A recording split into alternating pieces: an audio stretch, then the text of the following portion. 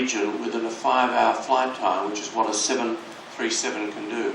There's a population of 1.6 billion people, and that includes the area that you're looking at there and how it spreads out, with India being the single biggest part of it all. But there are many countries with tremendous populations, and they're all capable of generating a lot of tourism to Oman in the years ahead. One of the things that we've been building up over time is a strong network of interline partners, other airlines we cooperate with. And right now we have interline agreements with 124 other carriers around the world. And the names that you see there are some of the ones that we do the most business with. It's an area that we're very active in, and one that we're in negotiations. And before the end of the year, I expect to announce code share with another 6 carriers. And I think that's an area that's got tremendous potential to both provide convenience for Omanis travelling to other countries and also encourage tourism coming into the country. Perhaps we could just spend a minute or two talking about the efforts that Oman Air goes to providing customer service and some of the investments that are going into that, and touch on some of our business partners such as OMAC that have been very supportive and fundamental in enabling that to happen.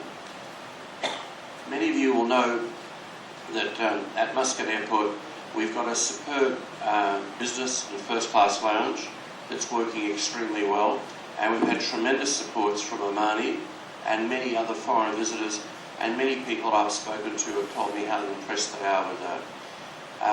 It's done so well, in fact, that we've just opened a second lounge, which we call the Marjan Lounge, one level down, and that lounge in the floor levels is for our gold and silver frequent flyers, and that's already off to a good start, and it only opened in June.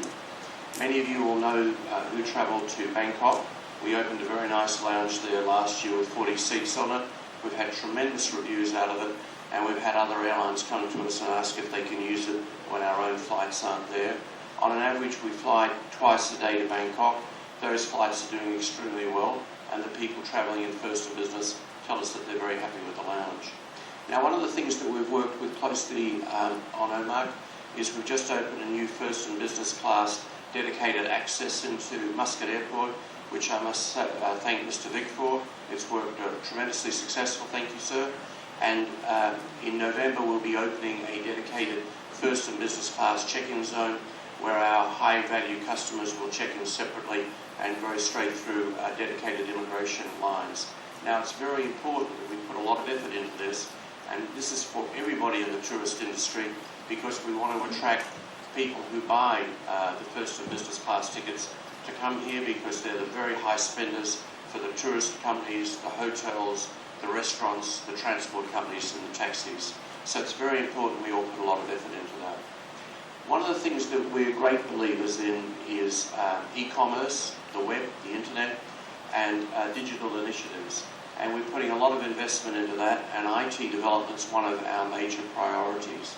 And we are finding truly massive growth in the number of people coming to the Oman Air website. It's something that we're working very closely with the Ministry of Tourism on, and I know that they share that concern and interest in seeing growth come out of that area. Before the end of this year, our website will have a full Arabic version, which is my #1 priority, and I think that offers us tremendous potential for bookings, and also to help make the site what people in the industry call sticky, which is for people to go and want to stay there, frequently visit it. Facebook's a good example of a sticky site.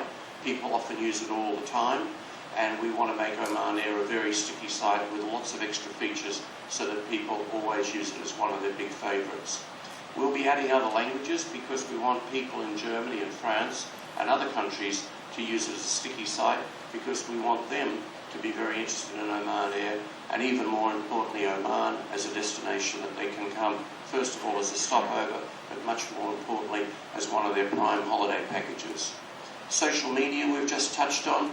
This is something that Mohammed Shakali's put a lot of effort into, and with the Ministry of Tourism we had a tremendously successful initiative in the first part of the year aimed on a Discover Oman program, which in that whole new emerging social media of Facebook and Twitter was outstandingly successful, and you'll see us putting a lot more effort into that area. Online check-in in Muscat is something that we will be doing, if you go to Europe or America, you'll find that often half the people will check in online and just drop their bags. Our percentages are very small. We're doing a lot of work with OMAC again in trying to make that a state-of-the-art facility and work closely with the airport so our customers can have a seamless experience from buying the ticket either from us or one of our tourism partners in the industry here in Oman, being able to check in online and being able to monitor their flight on mobile technology.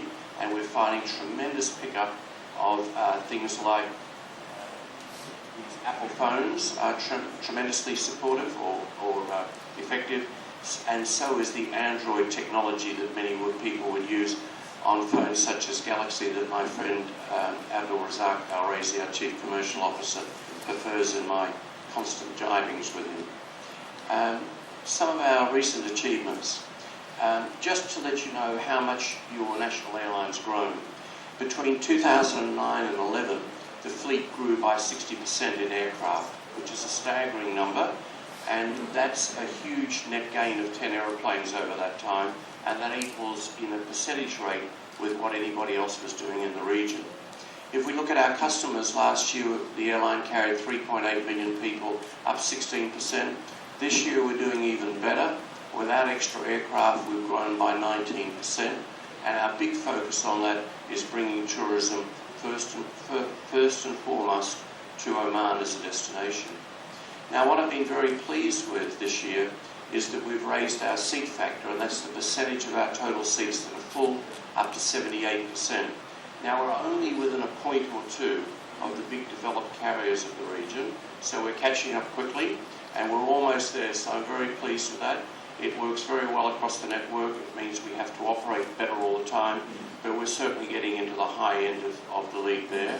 An area we've put a lot of focus into, and I must apologise for recent glitches that we've had, but we've been growing cargo at a tremendous rate, and this year our volumes are up by 35%. All told, this year we've grown our revenue by 28%, and when you look at the worldwide industry, it's growing at 5%. So that's a tremendous achievement from the airline, and one where its prime focus is to bring business into Oman. So just looking at our recent achievements, we've added a lot in partnerships that I've talked about, and one thing I really have to just comment on is our award-winning capability. And if you looked at our standout side, you'd see for the second year in a row, Oman Air has won the award for the #1 business class seat in the world. And that's a truly staggering competition and a truly staggering achievement which was announced at Farnborough back in July. There were a total of 9 categories where we got mentions in the top 10, and I think that's a wonderful achievement. I'd also like to mention that we were nominated, Oman Air, as the best business class airline in the Middle East back in May from one of the prestigious awards. Now, this is a very important point that I'd like to touch on, which is our key sponsorships, and it shows you who that we're working closely with. First of all, our partners in Oman Sail, and one of the first things that I did when I came here was renew that relationship and sign it off with Abdul Razak's tremendous support, and thank you.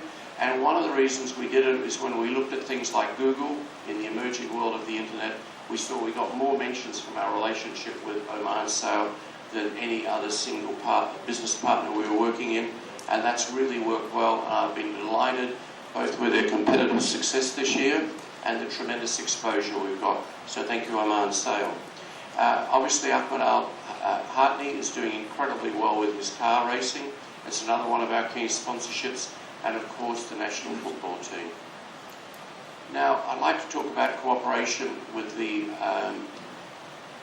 Ministry of Tourism. And this is our key alliance partner, Your Excellency, and thank you for all your support, Your Excellency. And one of the things I'd like to say is whenever I talk to people outside of Oman and they say to me, what's different about Oman Air, I'd say it comes down to one single factor, and that is Oman Air has Oman. And that is really what separates us, because we've got the best destination in the Gulf and the region to bring people to, and the destination with truly outstanding potential. And when you can see there, we've done a lot of good things together. With the Ministry of Tourism, we've worked on global brand awareness. Her Excellency Martha drove a free stopover campaign very strongly with us, which we built on, and it's worked extremely successful. We've done a lot of joint campaigns with our tourist partners, the media treasure hunt that I talked about earlier. We've promoted some cruise trips coming into the region, and together with the Ministry of Tourism, we've had tremendous success working on overseas trade promotions to increase tourism here. So if we could just have a look at almost the last slide, which shows some of the tourism that we've been showing around the world. And the next slide will show you the dominant feature, and all the advertising we do together talks about Oman. And if you see the one in the bottom corner there in London, that's out in the tube station at Heathrow, and it shows you in one of those great high-profile places that several 100,000 people pass through a year. The destination to go to is Oman with the national carrier, and you can see it featured there in the Arc de Triomphe in Paris and many other international destinations around the world. So that's Oman Air. First of all, it's representative of the country, which is the way our whole global brand awareness works, and it aims to epitomise the great quality of the destination through its outstanding seating products and in-flight service. So thank you very much for your attention this evening, and above all I'd like to thank His Excellency Konji for the invitation and the tremendous cooperation that we have with our travel partners here today, and also many of the people who come here for working with us and supporting with us. Thank you. Thank you, Wayne. I can speak in Arabic. شكرا وين على هذا العرض. الحقيقة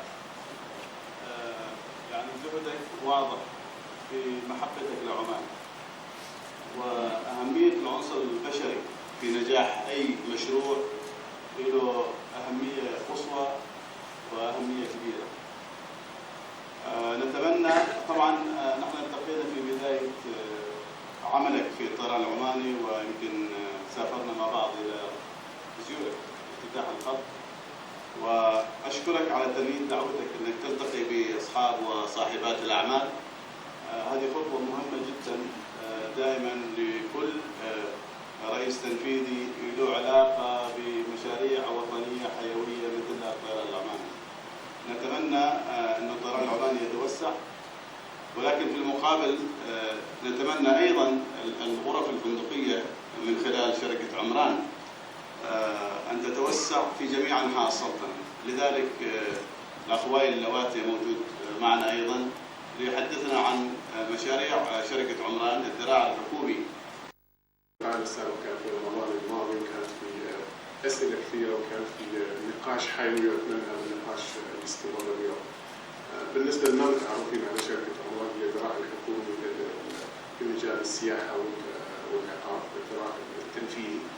تم تأسيسها في 2005 بهدف بناء الفنادق والمنتجعات المختلفة، من ثم الشركة دخلت في مجال الاستثمار العقاري والسياحي، وأيضا الآن في مجال إدارة الأصول وإدارة الفنادق. مشاريعنا طبعا مثل ما تفضل سعد، مشاريعنا ما تختصر فقط على مسقط، إنما من أقصى الشمال في خصب ودبر، مرورا بالباطنة الداخلية، مدينة الدقم وولاية الدقم، إلى صلال المصيرة وجزيرة الحنان. يعني المشاريع بشكل مباشر أو بشكل مشترك في كل أنحاء المعمورة. بالنسبة لقيم الشركة، كون أن شعار الشركة بعض الأحيان غير مفهوم، هو وأساس إطار الحديث اليوم. نتكلم عن المعرفة، نبرزها بالمربع في شعار الشركة، المعرفة المتراكمة لدى الشركة، مجال خاصة في مجال التأمين، وتطرق لمجال التأمين بشكل مختصر. الاحترام المتبادل، بنتكلم عن دورنا في المجتمعات المحلية وتطوير الكادر الوطني، والمثلث اللي يرمز لإعطاء المزيد، الإبداع المستمر. بعض الأمثلة عن المجال.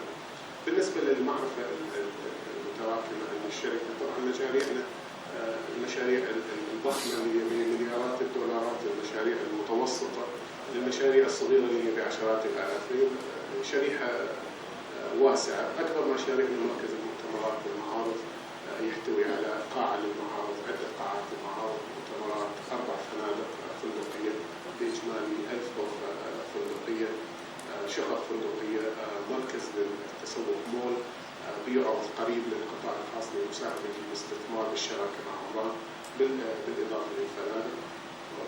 وأتوقف هنا لدقيقة. طبعا مركز المؤتمرات بداية حقيقية لسياحة المؤتمرات بالنسبة لعمان، هي سياحة كبيرة، سياحة غنية وسياحة مجدية أيضا. السائح اللي يجي للاجتماعات عادة يصرف قرابة 4 أضعاف السائح اللي في إجازة. وطبعا نحن نقدر يعني نجذب السائح المؤتمرات، وطبعا محصلاتها بتكون كبيرة للبلد. وتم تعيين إحدى أكبر شركات إدارة المرافق المؤتمرات في العالم لإدارة المركز. الأعمال الميدانية شبه انتهت بالنسبة لتسوية الأرض، بيتم إسناد مناقصة بناء مركز المعارض قبل نهاية السنة، والبنية الأساسية في غضون الأسابيع القادمة بعد إجازة العيد إن شاء الله. مثل ما شايفين الشوارع وإلى آخره تجهز في الموقع. أول مشاريعنا اللي تم إنجازها المدينة الرياضية في المصنع، وكان تحدي كبير لشركة فتية كانت توها بادية.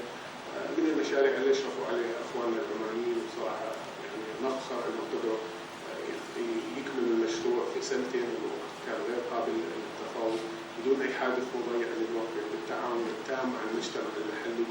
واعتقد يعني من الجدير الذكر هنا ان في احداث السنه الماضيه والحماس بعض الاخوان في الفنادق اللي امتنعوا عن عمل فندق المصنع الوحيد اللي ما كانت في اي إخلال بالعمل، لأنهم شافوا الدور اللي قامت فيه الشركة من خلال التدريب ومن خلال دعم المجتمع. فندق الكراون بلازا قيد الإنشاء الآن في الدقم، المؤمل اللي ينتهي قبل نهاية العام الحالي. فندق من فئة ال4 نجوم على الساحل طبعا، وبداية انطلاق المدينة كوجهة اقتصادية. فندق جبل الأخضر أيضا الآن قيد الإنشاء. طبعا كثير من المشاريع السنة الماضية كنا نتكلم إنه بنبتدي فيها، السنة هذه نتكلم إنها على وشك تنتهي، السنة القادمة إن شاء الله بنتكلم إذا كانت في دعوة طبعا أنها يعني تم تشغيلها. فندق من فئة ال5 نجوم، فندق بفكرة البوتيك هوتيلز في منطقة العروس، أيضا قيد الإنشاء. أول فندق يبنى كفندق محب للبيئة، جرين بيلدينج، مسجل لدى المؤسسة الأمريكية للمباني الخضراء. من بين 5 فنادق سجلت من قبل فنادقنا بتكون محبة للبيئة، وهذه تجربة جديدة أيضا تبين الخبرة والمجال الجديد اللي نستقطبه، والسائح المهتم بالجانب البيئة أمام البناء. المشروع الآن يقام من قبل شركة محلية، وأتطرق لأسماء الشركات اللي تتعاون معنا.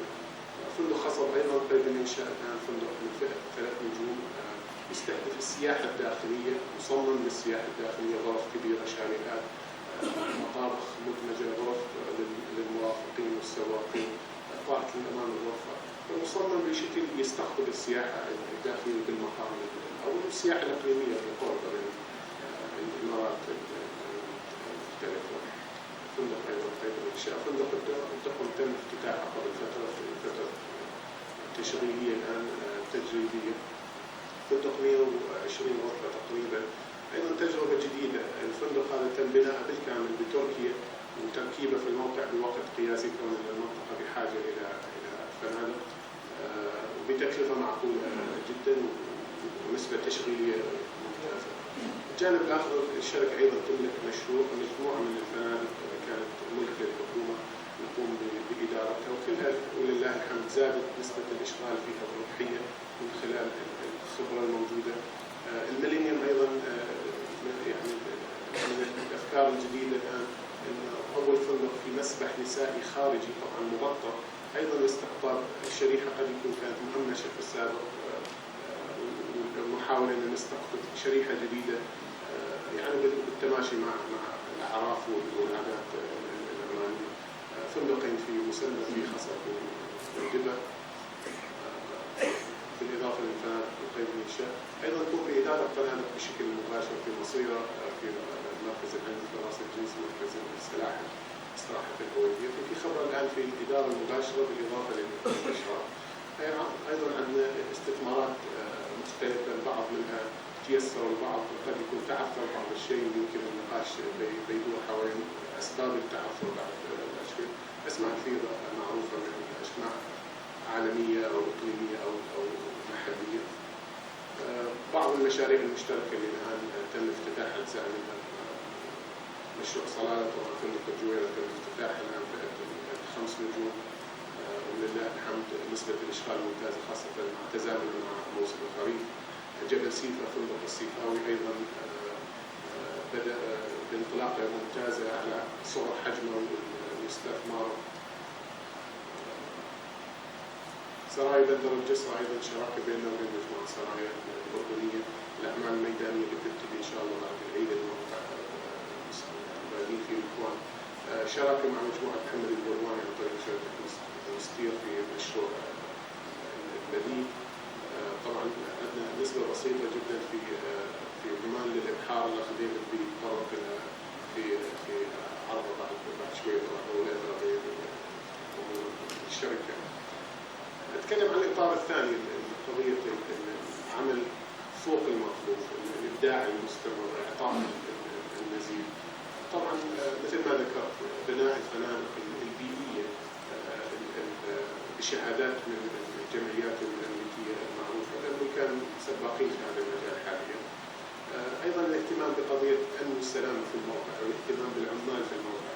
أيضا الجندي المجهود كثير من المواقع هم اللي يقوموا ببناء المنتجعات الفاخرة هذه وما يتهنون فيها، بالعكس يلاقون بعض الصعوبة في خلال البناء. ففي اهتمام مستمر بهذا المجال من ناحية السكن، من ناحية الأمن والسلامة.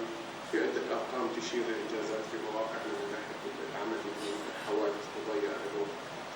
بس تعرض بعض الأفكار اللي قد يكون رجال الأعمال في القاعة الآن ممكن يستفيدوا من عندنا. في الدقم احنا قمنا باستخدام تكنولوجيا ما أقول إنها جديدة بس قد يكون جديدة على عمان، اللي هي استخدام البودز اللي هي مثل كونتينرات تجي جاهزة. الغرفة بالكامل في الدقم استخدمناها لتكرم الحمامات، تجي بالكامل جاهزة بكل التجهيزات، ما علينا إلا نركبها في الموقع. خلال نص ساعة احنا عندنا يعني المرفق هذا جاهز.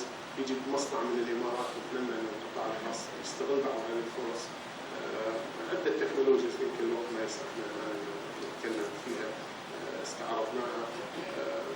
الخيام الجديدة اللي بتكون في راس الجنز أيضا منتج جديد بالنسبة لمحبين البيئة للعوائل العمانية. أيضا العوائل العمانية البعض يعني قد يكون ما متقبل فكرة إنه يكون مخيم بعيد بدون المرافق وإلى آخره، فهذه مصممة بحيث أنها تكون في خيمة لكن فيها المرافق مهيئة للأطفال إن شاء الله يتم افتتاحها قبل نهاية العام. إذا نتكلم عن جانب الاحترام اللي هو الجانب الأهم في العلاقة. في نقاش العام الماضي في رمضان العام الماضي كان في تحدي، واعتقد تحدي في محل من بعض الإخوان من القطاع الخاص يتساءلوا أو يعاتبوا شركة عمان إنه وين دور القطاع الخاص العماني، وين نصيبه من المنتج المحلي، هل في جدية من قبل الشركة من ناحية استخدام المنتجات المحلية ولا آخره.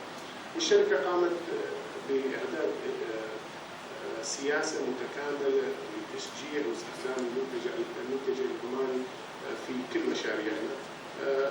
4 محاور هنا يعني بتكلم باستفاضة إذا سمحنا ساعات لأن يهم الموضوع، يهم القطاع الخاص. بالنسبة للمجتمعات المحلية طبعا من خلال برنامج التنمية الاجتماعية بيستفيدوا من خلال فترة البناء. بالنسبة للمقاولين احنا مصنفين في 4 تصنيفات، وهذا العمل قامت فيه مؤسسة الأوطان في قطاع النفط والغاز، وأعتقد أنها ناجحة، وإحنا قمنا بمحاولة لاستخدام نفس الإطار لقطاع السياحة. الشركات الكبيرة الصغيرة والمتوسطة أو فوق المتوسطة وأقل من الصغيرة، المنتجين والموردين. خلال فترة الإدارة طبعا شراء المنتجات والأجهزة وإلى آخره. طبعا الكلام ببلاش، خلينا نتكلم عن بعض الأرقام عشان نبين ان احنا ما قد نتكلم، احنا في ارقام واضحه. اذا نتكلم عن مركز عن المدينه الرياضيه، انشاء مشروع المدينه الرياضيه، الميزانيه الاجماليه كانت قرابه 78 مليون وتم استخدام 75 مليون منها، 70 منها تم اسنادها في السوق المحلي. منها 36 مليون تم اسنادها مباشره للشركات او بشكل غير مباشر عن طريق المقاول الرئيسي للشركات الصغيره والمتوسطه وفوق المتوسط على صح التعبير. فاحنا نتكلم عن نسبه لا باس بها. اذا نتكلم عن فندق الدقم كذلك الارقام امامكم. الدقم سيتي هوتيل ايضا الارقام موجوده. اذا ننظر لمركز المؤتمرات والمعارض طبعا هذه ارقام متوقعه كون اغلب المناقصات ما تم الاسناد. احنا نتكلم عن ما يقارب ال 160 مليون ريال اسندت بشكل مباشر او غير مباشر لشركات محليه و500 مليون بشكل مباشر للشركات الكبيره. هذا نتكلم عن اعداد الوظائف اللي تم استحداثها من خلال المشاريع. طبعا خانه اليسار اسماء كلها لامعه ومعروفه وما تخفى على احد. المتوسطه قد يكون اسماء ما الكل متعرف عليها. بس اهتمامنا ايضا في الخانه الوسطيه، الشركات الجديده اللي معتمده على المشاريع اللي بتكون في المواقع. في الدقم في شركات استفادت من خلال المشروع، في خصر في شركات الان بدات تستفيد من قيام المشروع الحالي في الجبل الاخضر، ونتمنى ان هذه الخانه تكون في اهتمام. طبعا اهتمامنا ما يعني فقط ان نسند لهم عقد ونتمنى انهم ينجحوا، في تعاون مستمر في في في مساندة فنية مستمرة من قبل الفريق الفني عندنا بحيث أن الشركات هذه بالفعل تنجح.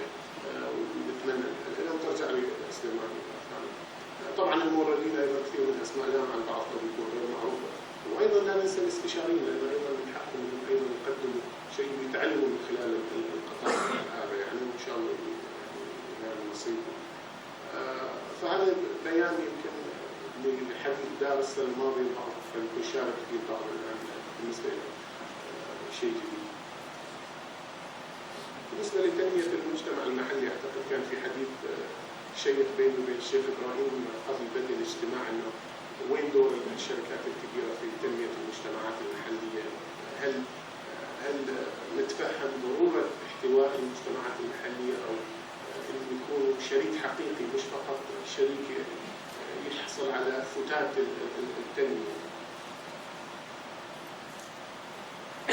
الحقيقة هذا أساسي لكل مشاريعنا، ركيزة أساسية في تطوير كل مشاريعنا، بدءا بالحوار مع المجتمع المحلي، شرح للمشروع، استقطاب أكبر عدد من الأمكن في الوظائف خلال فترة الإنشاء، من ثم خلال فترة التشغيل ومن خلال التدريب. طبعا هذا في تحدي ممكن الوقت إسعافنا نتكلم فيه فيما بعد. التعاون مع الجمعيات الأهلية في المواقع ومن ثم شراء منتجاتهم ونتكلم عن مشروع إنتاجي. فإحنا نتكلم عن حلقة متكامل لايف سايكل من بدء المشروع خلال فترة الإنشاء وخلال فترة التشغيل. ولله الحمد أعتقد كل مشاريعنا بدأت بشكل قوي في المجتمعات المحلية والإشادة اللي نحصل عليها من المجتمع يعني مبشرة، وطبعا دائما في مجال للأكثر. الجانب الآخر أنه التعاون مع المجتمع المحلي ما يكون فقط بدنا نكتب تشيك لجمعية أهلية، احنا ما نؤمن بهذه السياسة. الفكرة أنه بالفعل موظفين 40% من الموظفين يساهموا بشكل مباشر في البرامج في المجتمع المحلي بحيث في تفاعل مباشر مع الشركة. برنامج إنتاجي تم تدشينه السنة الماضية ولقى نجاح، وواجه أيضا بعض التحديات في ترويج المنتج الزراعي في تحت إطار مظلة إنتاجي اللي قدر يحضر المعرض اللي فوق واللي ما قدر أتمنى أن يلحق المعرض في نهاية الجلسة. بيكون تدشين لفكرة إنتاجي بشكل جديد في الأسبوع القادم تحت رعاية معالي المهندس علي السليمي لمظلة إنتاج بشكل جديد. نقصنا من الأخوات الجادات في مجال تطوير منتج عماني بشكل عالمي، والمجال بيكون مفتوح لكم تجربوا بعض المنتجات بعد الجلسة على وجه الساعة. الجزء اللي طبعا احنا محتاجين دعمكم، احنا طبعا مستعدين للتعاون بشكل كامل وشفاف مع كل القطاع الخاص. بس ايضا الاخوان حضروا المعرض فوق في عده شركات صغيره تم تاسيسها تحت برنامج انجاز. فكره برنامج انجاز ومساعده الطلاب على التفكير بانخراط القطاع الخاص وتشكيل افكار مبادرات اقتصاديه جديده. الفكره ان احنا بادرنا بتاسيس 6 أو 7 شركات كلها بافكار مبتكره. احنا بنقوم بمسانده البعض اذا في حد من رجال الاعمال اللي لهم رغبه ان يقوموا بمسانده هذه الشركات، ايصال المنتج المبتكر هذا للسوق بنكون شاكرين لكم، وأتمنى إنه اللي شفتوه يعني فوق يبين مدى جدية الإخوان هذول والأخوات، كلهم طلاب بدوا برأس مال $1000 جالسين يروجوا للمنتجات الآن حقيقة يعني إلها سوقها إن شاء الله. المنتجات كلها موجودة فوق واللي يحب يلقي نظرة. وشكرا. شكرا وايد. واضح إنه اللقاء العام الماضي أثر على البرزنتيشن مالك السنة يعني. اللقاء شوية تعاصف إنه فعلا المجتمع المحلي والقطاع الخاص ما مستفيد من المؤسسات والشركات الحكومية. واضح إنه الآن في تقدم، والظاهر إنك بتكون ضيف سنوي في رمضان علينا يعني. نشوف منجزاتكم إن شاء الله إلى الأعلى.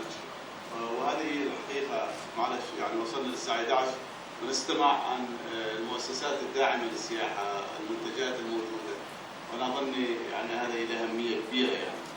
ورمضان كريم سهرانين يعني للصبح. ديفيد، أنتم في بحار عمان لكم دور أيضا كبير في مؤسسة جديدة. كذلك المجتمع المحلي والقطاع الخاص حاب إنه يتعرف على مؤسسة بحار عمان، عمان سير، كونك أنت الرئيس التنفيذي. وكذلك أنا التقيت بألبرت في الطائرة واتفقنا أنه يحضر، لكن مع الأسف هو يمكن مريض، لكن أنت بتقوم مقامه بالتعريف عن بحار عمان وكذلك مشاريعكم الترويجية خارج السلطنة. تفضل.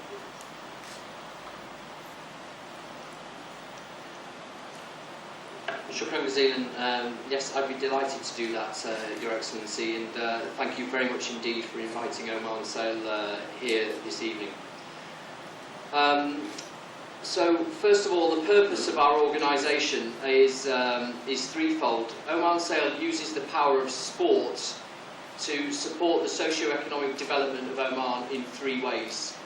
The first way is the promotion of Oman as a tourist destination, and that's what you read in the papers, and that's what we do internationally. The second way is sport, and we've got a very extensive programme right from the grassroots, taking school children sailing up to a squad which is Oman's national sailing squad. It's in its infancy. Many people have asked me why we're not in London 2012, and the reason for that is it's too soon. We're learning to sail is a long-term event, and we have got an Olympic programme, but not until 2020. So we're really focusing on the high end. And the third purpose is community engagement, employment, and employability. So I'm not going to talk about the sports sector this evening. I'm going to focus on the tourism. But just before I do that, I just wanted to let you know what we are doing with regards to the community engagement. Oman Sail's 77% Omanised, and all Omanis in our organisation have a very, very aggressive personal development plan and a progressive place to work.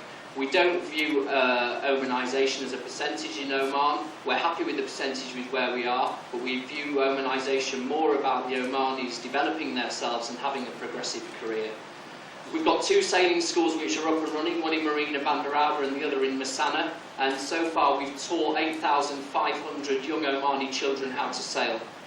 We've got 5 schools planned to open, and by the end of 2015 they'll be open. We're opening the Wave Muscat this year. We've broken ground, we've laid the foundations in Sur. We've got a partnership with LNG, and we're building a school there which will be open in about 18 months. And then we're doing studies in Sohar, Muscat, Kasab and Salalah. Our aim is to take 30,000 children sailing between now and the end of 2015, which we're on track for. We're making sailing accessible to Omanis across the nation. In our sailing schools, the Omanisation number jumps up to 95 to 100%. All of our instructors are Omani. All of them are internationally qualified, and we've done that in a short space of 3 years. And those Omanis now are taking the youth of the country sailing and teaching them how to sail. The project's inclusive men and women. We launched an Omani a women's programme in October 2011, and we're creating sportswomen and creating job opportunities for those young ladies. I'm delighted to say in the last couple of months we've internationally qualified 20 young Omani women, and they're working in our sailing schools. with bona fide qualified jobs. So, why use sailing to promote Oman as a tourist destination? That's a question I get asked a lot, and there's 3 reasons we do that. Number 1, because it's relevant to the country.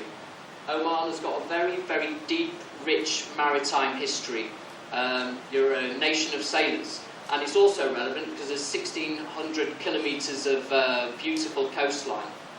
Number 2, the sport is polished and it's untainted. It's not got huge carbon footprints. It's a nice, clean sport to be associated with. And number 3, and perhaps the most significant reason for this evening, is the fact that we've heard from Her Excellency and other people on the panel this evening that Oman are targeting the more discerning traveller, the people with a higher disposable income. And I'd just like to explain these graphs. On the left-hand side, it shows that 19% of the population in Europe come from socio-categories A's and B's, the higher earners, the doctors, the CEOs, the company directors. When you have a look at that number in the sailing fraternity, the number transcends to 59% in Europe. So what does that mean? It means sailing is a rich man's sport. It means that if we can push Oman in the sailing community, we're going direct into the target audience. On the right-hand side is a survey that we did at one of the regattas that we were in earlier on in the year, and it shows that over 60% would consider Oman as a tourist destination. These are a couple of the fleets that we're using internationally. On the left-hand side, it's our big trimaran, which we've got a partnership with the Ministry of Tourism, and we're doing the MOD 70 campaign. We've done our first regatta from New York to Brest. Just after this, we're going to see a short film on what Brest did, but that's going to key areas around the key markets that Wayne was mentioning earlier: Germany, UK, Italy and France. And this is Brest. This was on display a couple of weeks ago. 15 of our Omani workforce went over to Brest, and in this festival we basically exhibited Oman. We worked very closely with the international arm of the Ministry of Tourism, so we worked together, putting this tent up and literally showing hundreds of thousands of people what you can expect if you come to Oman as a tourist. We did a competition online using Facebook and gathered about 6,000 names and addresses for the Ministry of Tourism to use in France, which they will actively use now in campaigns. And I'm just going to now just show a short film, if I may, about the Brest Festival. If you please note there the amount of people that you can see who attended the Brest Festival. You will see that in the video now.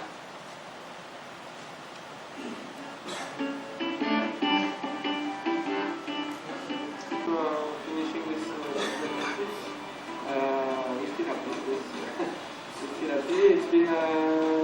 it's been busy yesterday to do good debrief and prepare the next race and debrief this campaign. You know, this short campaign was two transatlantic from France to New York and back here, so to debrief our own organization. I think it's a good start for the life of this class.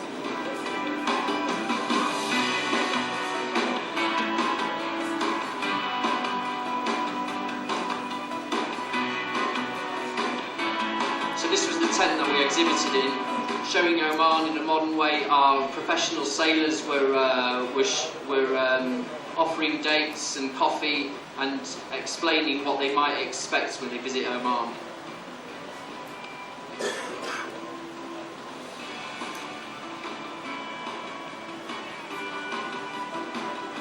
The guys went on live radio, which went all over France, just talking about the country.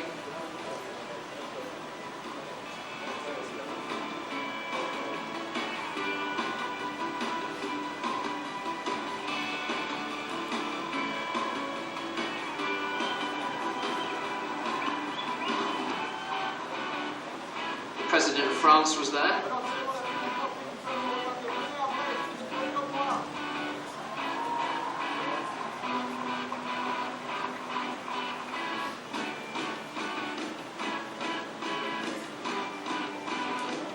sailing is very, very important.